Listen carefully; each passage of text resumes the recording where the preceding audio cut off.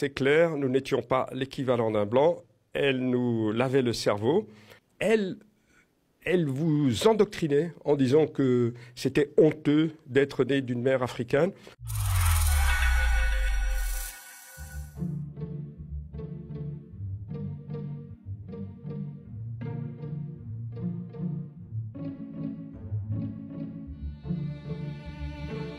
Pour nous empêcher d'aller à l'école belge, l'administration ne nous a pas donné des cartes d'identité belges qui nous permettaient l'accès aux écoles belges, qui nous permettaient aussi d'être couverts par le droit civil.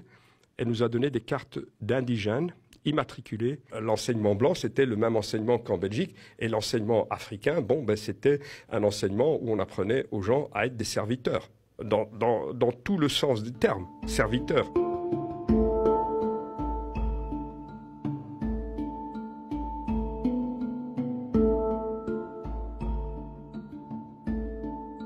C'est clair, nous n'étions pas l'équivalent d'un blanc. Elle nous lavait le cerveau. Elle vous endoctrinait en disant que c'était honteux d'être né d'une mère africaine. Je vous prie de croire que la période fasciste et nazie que l'Europe a connue, les bonnes sœurs, ils amenaient cet esprit avec classification raciale, la race supérieure et les races inférieures. Et pour eux, les Africains, c'était des races inférieures. Il fallait se purifier et à ce moment-là, on pourrait faire quelque chose de bon dans la vie.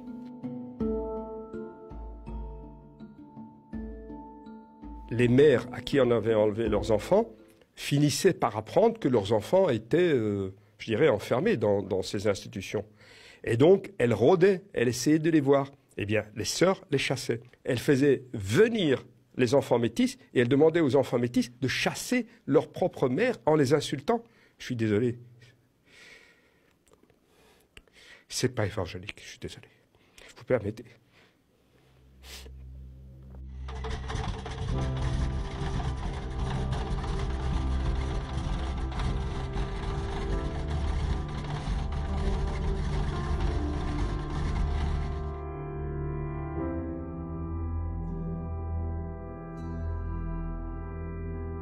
Et ma mère m'a dit ceci, m'a dit, écoute François,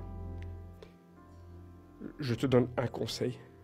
Si toute ta vie, tous les soirs, tu pries pour moi, avant de t'endormir, je suis certain qu'on se reverra un jour. Je l'ai fait.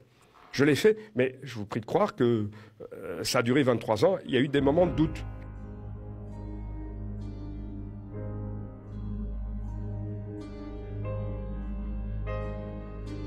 Je marche vers l'aérogare et j'ai senti dans mon dos un regard intensif. Je me suis retourné et au fur et à mesure que j'avançais, je dis « c'est pas possible, c'est ma mère ». Je suis arrivé, je lui ai dit son nom, elle m'a dit « François », on est tombé dans les bras l'un de l'autre, on a pleuré et vous savez ce qui s'est passé? Ma mère, sachant que j'arrivais le vendredi après-midi, elle est restée à l'aéroport du vendredi après-midi jusqu'au dimanche soir, attendre tous les avions qui arrivaient pour voir si son fils n'était pas dans l'avion. Voilà.